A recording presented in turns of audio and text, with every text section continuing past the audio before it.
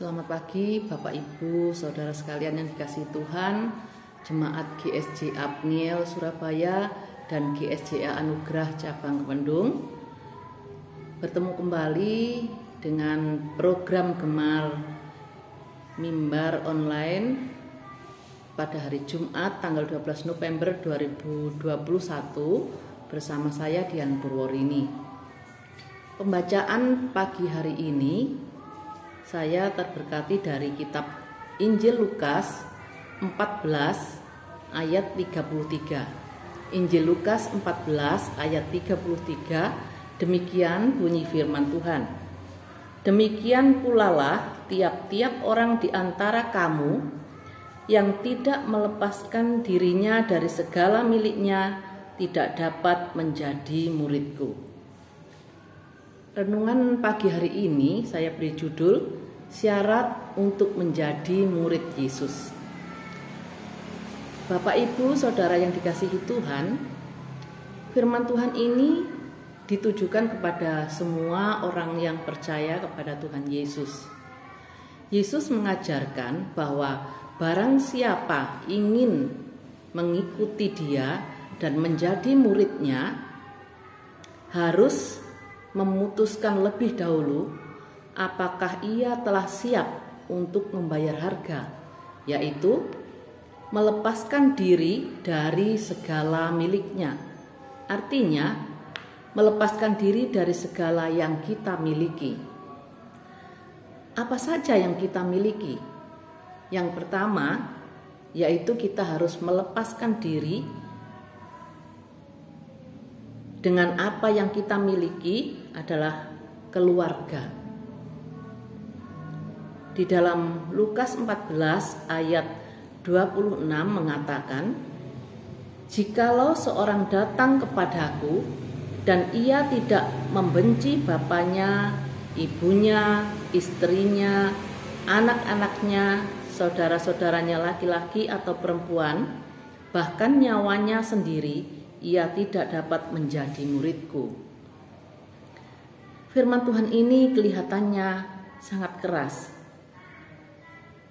Di sini bukannya Tuhan meminta kita membenci keluarga kita, tetapi kita harus mengasihi Tuhan lebih dari kasih kita kepada keluarga kita.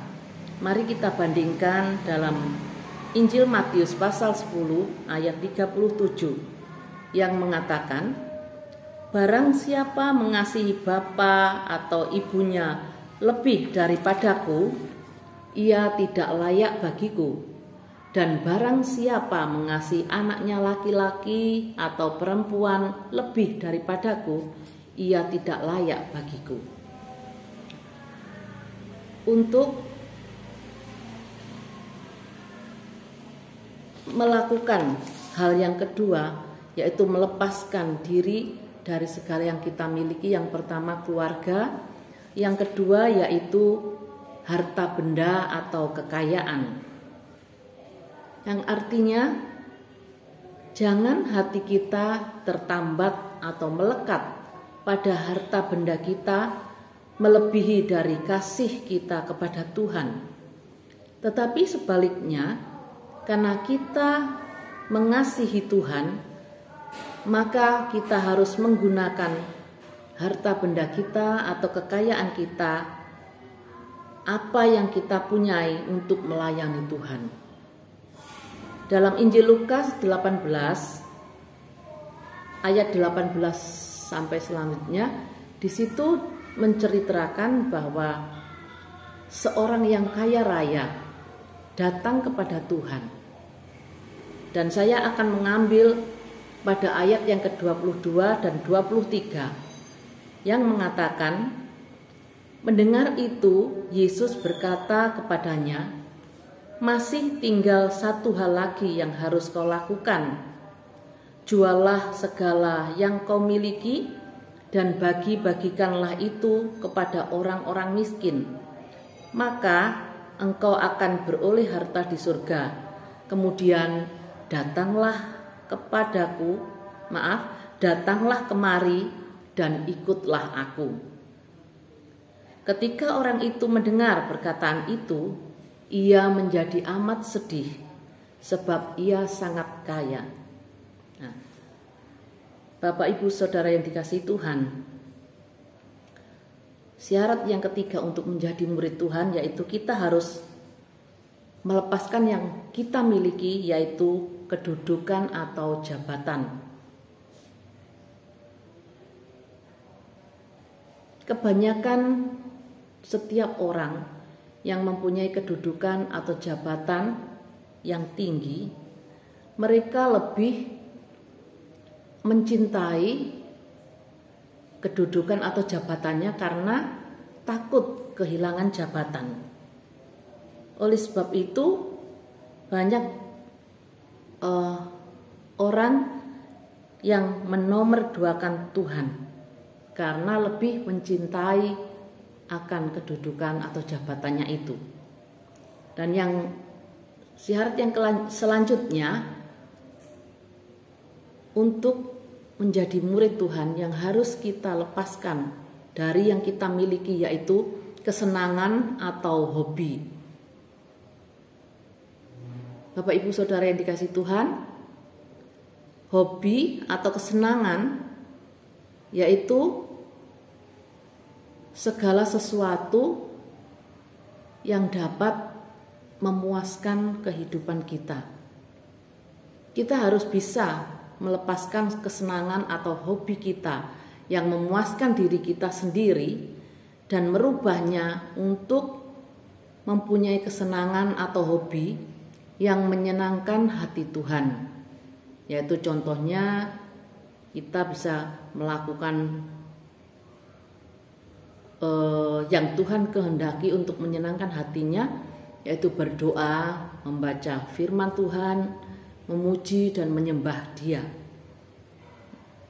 Bapak Ibu Saudara yang dikasihi Tuhan, melepaskan diri dari segala yang kita miliki tidak berarti bahwa kita harus membuang yang kita miliki, seperti keluarga, harta benda, kekayaan, jabatan, atau kesenangan kita, dan segala sesuatu yang kita punya. Tetapi yang kita miliki harus diserahkan untuk melayani Kristus dan berada di bawah tuntunannya. Dengan tegas Tuhan meminta dari kita ketulusan dan kerelaan untuk melepaskan apa yang kita miliki, agar kita bisa menjadi pengikutnya sekaligus muridnya yang berkenan di hadapannya. Memang itu tidak mudah, tetapi dengan pertolongan Roh Kudus, saya percaya Roh Kudus akan membantu kita untuk kita mampu hidup mengutamakan dan mengasihi Kristus lebih dari apa yang kita miliki. Selamat melayani dengan apa yang kita miliki. Tuhan Yesus memberkati. Amin. Mari kita tutup dalam doa. Bapa di dalam Tuhan Yesus Kristus, terima kasih atas kasih setia Tuhan yang Tuhan sudah limpahkan di dalam kehidupan kami masing-masing. Kami mengucap syukur Bapa, kalau Tuhan sudah mengasihi kami lebih dari segala-galanya, sehingga Tuhan Engkau mengorbankan dirimu di atas kayu salib untuk menyelamatkan kami. Oleh sebab itu Bapa, melalui firman-Mu pada pagi hari ini, Engkau menghendaki kami mengasihi Engkau lebih dari segala-galanya. Kami mengutamakan Engkau lebih dari apa yang kami miliki. Oleh sebab itu, melalui renungan pagi hari ini, beri kami kekuatan dengan pimpinan Roh Kudus, memampukan kami untuk melakukan firman-Mu di dalam kehidupan kami. Terima kasih ya Tuhan Yesus, kami menyerahkan seluruh kehidupan kami sepanjang hari ini dengan semua kegiatan dan aktivitas kami.